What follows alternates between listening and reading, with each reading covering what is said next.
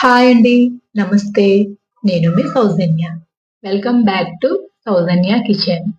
ఈరోజు మన కిచెన్‌లో ఎగ్ గ్రేవీ కర్రీ చాలా టేస్టీగా మంచి ఫ్లేవర్‌తో ఎలా తయారు చేయాలో ఈ వీడియోలో చూపించబోతున్నానండి.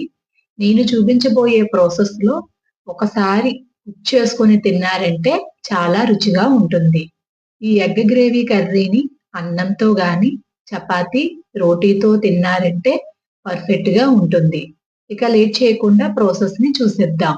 ముందుగా స్టవ్ మీద పాన్ పెట్టి 3 స్పూన్స్ వరకు ఆయిల్ యాడ్ చేసుకొని, ఆయిల్ హీట్ అయిన తర్వాత కొంచెం పసుపు వేసుకొని, ముందుగా బాయిల్ చేసుకున్న ఎగ్స్‌ను వేసి, మంటను మీడియం ఫ్లేమ్‌లో పెట్టి కలుపుతూ కుక్ చేసుకోవాలి.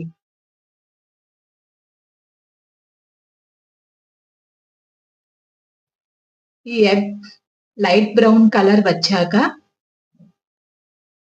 వీటిని ఒక ప్లేట్‌లోకి తీసుకోవాలి.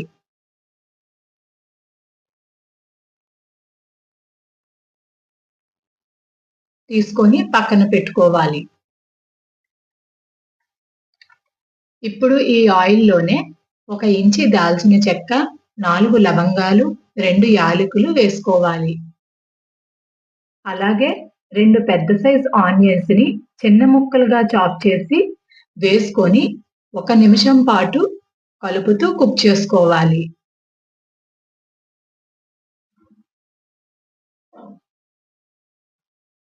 ఆనియన్స్ కొంచెం మగ్గిన వరకు మూత పెట్టి 2 నిమిషాల పాటు కుక్ చేసుకోవాలి.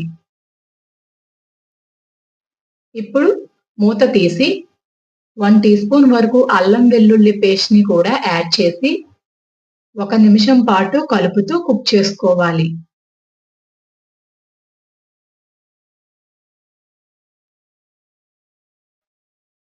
నెక్స్ట్ 2 టమాటాలను మెత్తని పేస్ట్‌లా గ్రైండ్ చేసి వేసుకుంటున్నాను.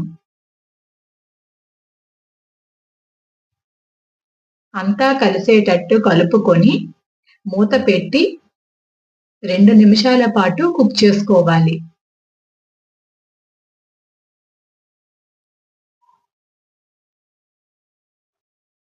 నెక్స్ట్ 2 పచ్చిమిర్చిని, కొంచెం కరివేపాకును యాడ్ చేసుకొని, అలాగే 2 స్పూన్స్ కారాన్ని, 1 టీ స్పూన్ ధనియాల పొడి, హాఫ్ టీ స్పూన్ జీరా పొడి,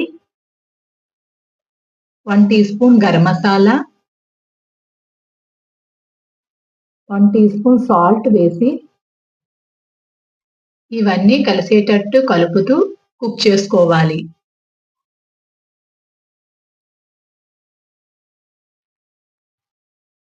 నెక్స్ట్ హాఫ్ గ్లాస్ వరకు వాటర్‌ని యాడ్ చేసుకుంటున్నాను. ఇప్పుడు ఒకసారి టేస్ట్ చూసుకొని కారం, సాల్ట్ అడ్జస్ట్ చేసుకోవాలి. నెక్స్ట్ మనం ఫ్రై చేసుకున్న ఎగ్స్‌ని ఒక్కొక్కటిగా వేసుకోవాలి.